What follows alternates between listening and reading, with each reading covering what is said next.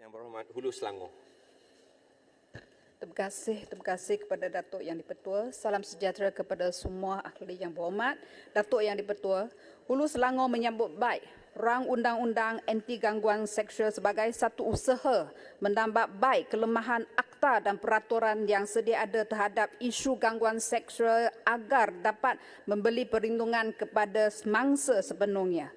Gangguan seksual adalah perilaku negatif yang boleh berlaku di mana-mana tempat dengan tidak mengira faktor umur, jantina dan juga bangsa.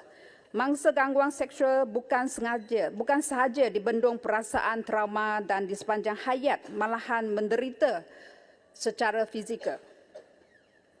Namun begitu, sebilangan masyarakat masih menganggap gangguan seksual sebagai isu lemah yang sengaja dibesar-besarkan mangsa kerana budaya dan pemikiran masyarakat tidak melihat gangguan seksual sebagai perbuatan jenayah.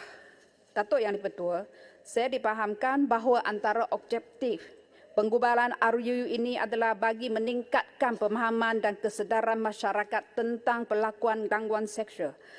Usaha untuk melaksanakan kempen berterusan sahaja kurang membadai. Oleh itu, dicadangkan satu bentuk kerjasama dengan Kementerian Pendidikan Malaysia agar isu ini dapat dijadikan antara topik mata pelajaran sivik dan kewarganegaraan. Sekiranya perkara ini dapat dilaksanakan, ia secara tidak langsung mencerminkan keseriusan pihak kerajaan dalam mengambil langkah-langkah intervensi terhadap isu ini.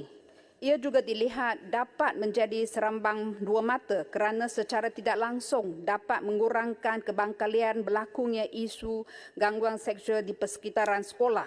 Perkara ini juga tidak mustahil untuk diserap juga dalam sistem pendidikan di institusi pengajian tinggi yang dapat digarap dalam subjek yang bersesuaian. Datuk Yang di-Pertua, ada beberapa perkara yang perlu diberi perhatian.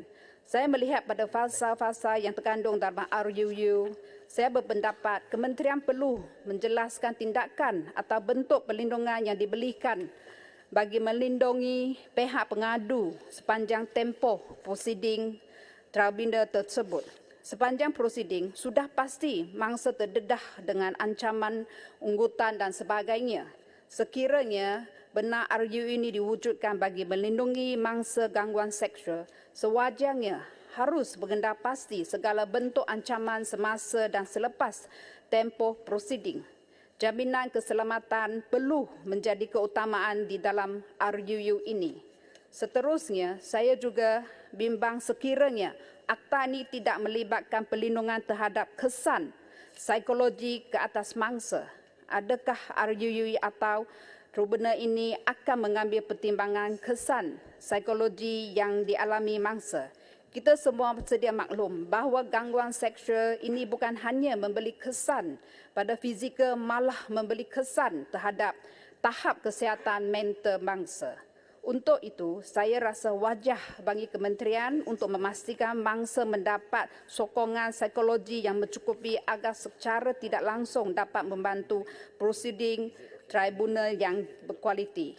Datuk Yang di-Pertua, saya ingin bertanya berkaitan keanggotaan tribunal yang akan dilantik oleh menteri. Bagaimanakah pertimbangan pelantikan ini dijalankan? Saya bimbang sekiranya perkara tidak dijelaskan, ia akan terparit dengan isu integriti. Umum kita ketahui bahawa hal-hal berkait dengan budi bicara ini akan cenderung kepada isu salah guna.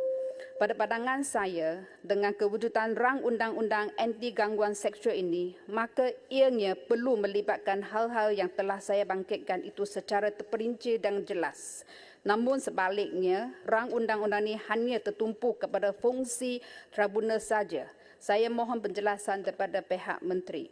Dengan itu, terima kasih Datuk Yang di-Pertua, Hulu Selangor dengan ini menyokong rang undang-undang anti gangguan seksual. Sekian, terima kasih. Terima kasih Yang berhormat Hulu Selangor.